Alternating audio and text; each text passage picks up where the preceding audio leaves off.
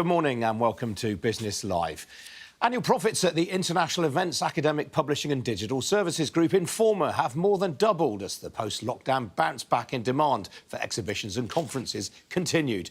Pre-tax profits for 2023 at the world's largest exhibitions company came in at £492.1 million. That was up from £168.8 million in 2022. The shares are one of the leading gainers on the FTSE 100 this morning. Joining me now is Informa's Chief Executive, Lord Carter. Lord Carter, Stephen Carter, welcome to you. Big bounce back in events. Is this kind of growth that you're seeing now sustainable? Well, good morning, Ian. I don't know if it's sustainable at quite that level, but as well as reporting our results for last year, which, as you say, were strong, I think we went as far as say they were standout results for 2023. We've also given guidance for this year, 2024, and we are seeing real forward growth this year, year on year, which is less to do with bounce back and more to do with the underlying attractiveness of the products and the portfolios and the brands and the markets we operate in. And I'm interested to see that you're planning 20 new events this year. These, interestingly, seem to be in parts of the world like China, Indonesia and Saudi Arabia. We've got big businesses in all three of those countries, and all three of those are big markets for industrial trade shows. They're big manufacturing economies or service economies. They're large populations to varying different degrees, but they're also economies that are in growth. And yes, we are bringing new products to market, either completely new brands. We had a big brand that ran this week in Riyadh called Leap, which is a future technology event where we saw upwards of 200,000 attendees. It was a phenomena.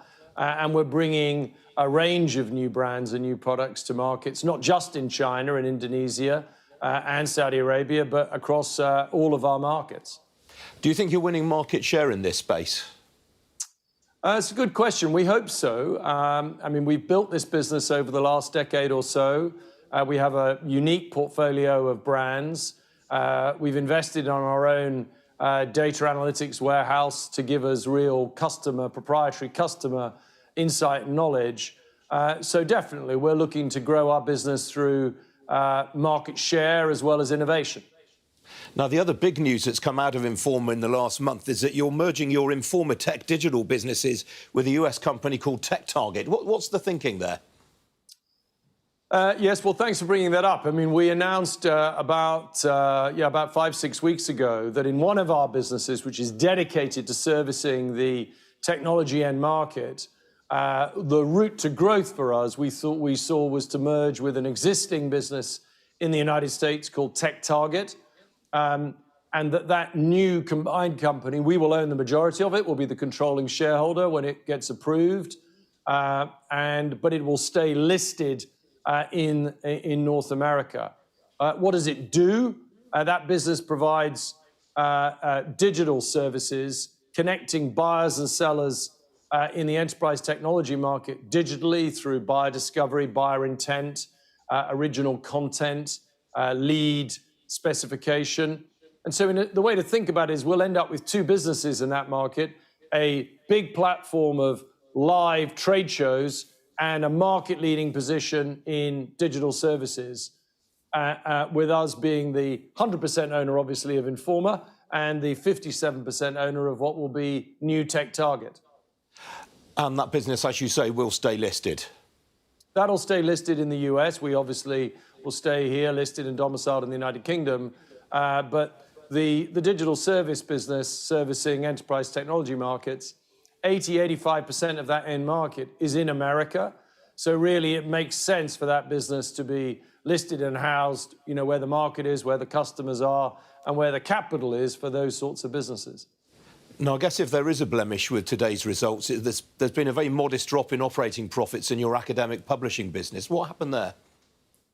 I think I would say it is very modest. We're investing in that business to build out greater capacity to handle open research volumes. We're deploying AI service technology on manuscript submission, screening, plagiarism tests, and meta tagging. So it's a kind of invest a bit to get further growth. We also, alongside that, indicated a commitment to a higher growth rate in that business this year.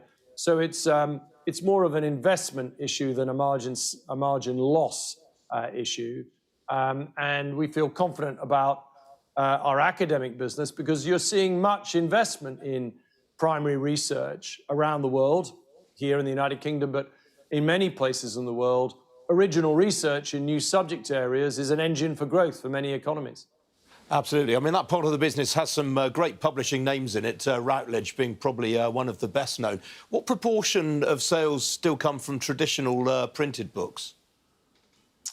Oh, very small, Ian. I mean, you're right. Routledge is a market leader in its field for sure, but there are others. CRC Press, Taylor and Francis itself is an important publishing imprint. To be clear, all of our products and services in our academic business are available to customers digitally, and we only serve up a physical product if the customer chooses to want it, and that's all done by in-location print on demand. So we're not shipping, we're not warehousing. We got out of the warehouse business quite some time ago, and whilst there are still a surprising number of customers who choose to have both the online, digital, or electronic version in real time, many also want to have a physical reference copy for their own personal library, and we're happy to provide either or both. OK, busy day for your results day. We do appreciate you sparing the time to chat to us today. Stephen Carter, Lord Carter, thank you. Pleasure. Thanks for the time. Some other business news stories for you now. The FTSE 100 paper and packaging group DS Smith has agreed in principle to a takeover by its larger rival Mondi. The deal values DS Smith, which is Europe's largest cardboard and paper recycler and which employs 30,000 people around the world, at £5.14 billion. It's the latest big tie-up in the global paper and packaging industry, and it comes just a few months after the third FTSE player in the field, Smurfit Kappa, agreed to buy US supplier Westrock for $11 billion. Frasers, the retail empire controlled by Mike Ashley, today said it has put its luxury e-commerce business Matches into administration just 2 months after buying it for £52 million. Confirming a story broken last night by Sky City editor Mark Kleinman, Frasers said Matches had consistently missed its business plan targets and, notwithstanding support from the group, continued to make material losses. It added, whilst Matches' management team has tried to find a way to stabilise the business, it has become clear that too much change would be required to restructure it, and the continued funding requirements would be far in excess of amounts that the group considers to be viable. The world's oldest investment trust has raised its dividend to shareholders for the 53rd consecutive year. The F&C Investment Trust, founded in 1868 as the Foreign Colonial Investment Trust, achieved a net return to shareholders of £81.7 million in 2023. That was up 12% on 2022. Well, F&C, whose biggest investments include Microsoft, Amazon and Alphabet, said that while economic growth was slowing, the outlook for the global economy in 2024 was significantly better than had been feared. And BP clawed back £1.8 million from its former chief executive Bernard Looney's pay package for 2023, according to its annual report, which was published this morning. Mr Looney stepped down in September and was formally dismissed by BP in December after the board said he had not been open with it about past relationships with colleagues. His total pay was £1.175 million last year, but he lost bonuses and share awards totalling £2 million.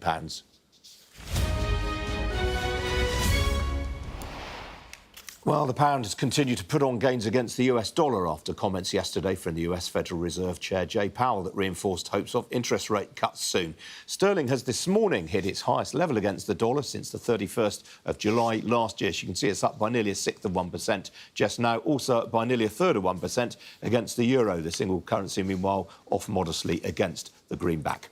On the equity markets, well, last night's gains on Wall Street were followed by a solid session for equities overnight in the Asia-Pacific region. Although despite its gains overnight, the Nikkei in Tokyo finished the week lower for the first time in 6 weeks. Well, in Europe this morning, here's the current state of affairs. All of the main indices in positive territory. The big talking point in mainland Europe this morning is HelloFresh. Shares of the German meal kit maker are down by 42.25% in Frankfurt, following a profits warning.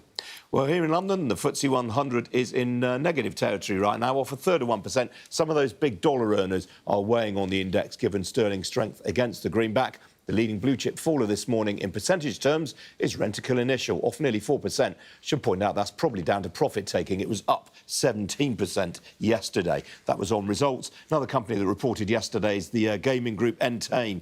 It's off another 3.25% after results yesterday. Didn't go down too well. To the upside, mentioned them already this programme, DS Smith, that's ahead by some 6.5% after agreeing in principle to take over by Mondi. Outside the FTSE 100, the enhanced annuity provider Just Group is up 12% right now. That's after its results today have been well received, while the cybersecurity group Darktrace is ahead by another 3% following its results yesterday. On the commodity markets, where the oil price is currently on course for its second weekly fall in 3. A barrel of Brent crude is currently changing hands at $82.62 a barrel. That's off 0.2%. Now, Banijay, the TV production and distribution firm behind hits such as Peaky Blinders and Big Brother, said today it continued to grow sales last year despite challenging market conditions. The world's largest independent TV producer reported sales of €3.3 billion for 2023. That was up 3.4% on the previous year. Well, the news comes weeks after Paris-based Banijay bought a majority stake in The Forge. That's the drama producer whose TV programmes have included Marriage and Roadkill for the BBC, Ackley Bridge for Channel 4 and Shardlake for Disney+. Well, joining me now from Paris is Marco Bassetti. He's Chief Executive of Banijay Group. Marco, good morning to you. You produced 71 new scripted shows during the year and 201 new unscripted shows. Where is demand coming from right now? Well, our demand, let's say that demand is coming always from the commercial and the public channel, but we have an increase about 75% of, we are increasing our, let's say, production for streamer in the last 2 years about 75%. So a huge part of, let's say, the increasing of demand in the space of scripted and unscripted is coming from streaming. And I should say also that we are producing, last year we produced 115 new pilots. So, and for us, let's say, innovation is always our focus. What's been happening to production costs? Is inflation starting to ease? Yes, inflation is starting to eat, but let's say that we have a business model that's basically is a cost plus. So, you know, we try, let's say, to be very conscious about cost of production, and we are working with our client in order, let's say, to reduce cost and to be more efficient. I should say that in the last year, efficiency is coming also from AI, and we are working as well on this in the post-production, in production, and in the other part of our activity. So, you know, cost reduction is important. And I can see also from some plan that was announced yesterday by broadcaster, for instance, ITV, that he has a huge plan reduction from until 2026. And it's a part, let's say, of our activity. Despite this, I should say that last year, the market was pretty challenged. And the fact that we achieved our budget and we overperforming was, for us, was a great result. Obviously, there's immense competition just now among the various streaming platforms, and industry consensus is that not all of them are going to survive. Are you preparing for that day? Well, yes, could be. For us, what's important is the demand of content, the demand of premium content. So there is a shift, definitely, on this. There will be more consolidation for sure. I don't know if some of these big streamers they will disappear. There are an increased demand also not just for streamers but for what we call VOD and AVOD. So for us, being just a producer, an agnostic producer, what's important is the demand of content that is keep growing to grow. Now, you've just launched your sports division. What's the thinking there? What kind of content is it going to be producing? So we were not on the, let's say, we are not on the rights, but let's say that last year, this year, 23, they reached 60 billion the investment on sport. So all these sports rights, all these matches, all these tournaments, all these big stars on sport, they need more content around them in order, let's say, to increase the demand of and the exploitation of the sports rights. And we want to be on big sector.